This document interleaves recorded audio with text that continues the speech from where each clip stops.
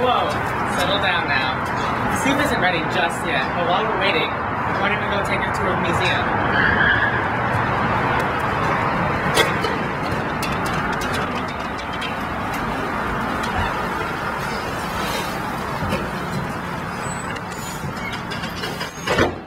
So hello, welcome to the Hull House Museum.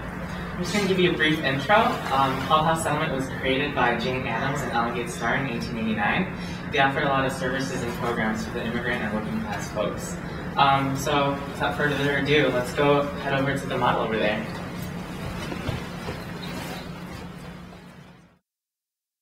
So this is our last stop of the tour. This is the historic residence dining hall where we hold our Soup for Social Change discussions. Important and significant figures like Upton Sinclair himself actually stayed here in the dining hall. Has anyone ever read his book, The Jungle? We both read it for class. It's all about social change. And really gross meat.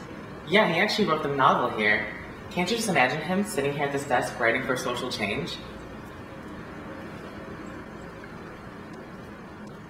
What I experienced in the stockyards was so dreadful. How can I shed light on this situation? I must speak on the horrific conditions which plague the Chicago stockyards. The working and living conditions are equally despicable in this area. The plight of the immigrant worker must be known. Since Kairos is the opportunity to take action, my kairotic moment is now, during this time of settlement houses and political reform. When a kairotic moment brings a specific issue to light, an argument related to that issue has more power to be heard and influence others. The workers are extremely overworked and underpaid. They have no light, and filth is rampant along with the stench of animal carcasses. I need to use my kairotic moment to draw attention to these issues surrounding the current context in Chicago. Context is often used to refer to large-scale details that are prevalent, such as location, time period, and current events, in addition to political systems and social conventions. Since we are in Chicago and its meatpacking industry is at its prime, I must write about the degradation of the workers making slop and passing it off as meat. People need to know about the rats being shoved into sausage grinding machines, the diseased cows being slaughtered for beef, and about the real content of their so-called potted ham. Situation is also important for me to consider. It is the character's place in the larger context and how it affects their personal reaction and their surroundings.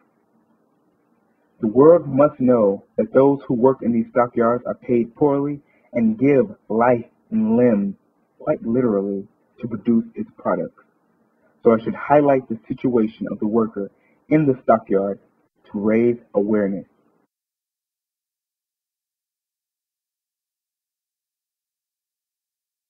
So you two read The Jungle, right? Didn't it help pass some, food safety thing or something like that? Yeah, it helped pass the Food and Drug Act of 1906. So, what does that have to do with working conditions? Nothing really. Sinclair also wrote about the poor packing conditions in the stockyards, and so people paid more attention to that than the actual working conditions. Which is really too bad, because improving the working conditions for immigrants was his intended consequence, but not much came from it. So he wrote because of the situation, the context he was in, and then he just found himself in a kairotic moment? Exactly. You should read the book too. You'll learn even more about the situation Sinclair was writing from. Wait, Katie! What? I know why the sheep crossed the road! Really, Katie? Yeah, consider it. There was free soup in the Hull House was the context surrounding the sheep. The sheep's situation was that it was hungry. Since there was free soup at the Hull House, it was a perfect or chaotic moment for the sheep to achieve its intended consequence, to be fed. Wow, I think you might be right.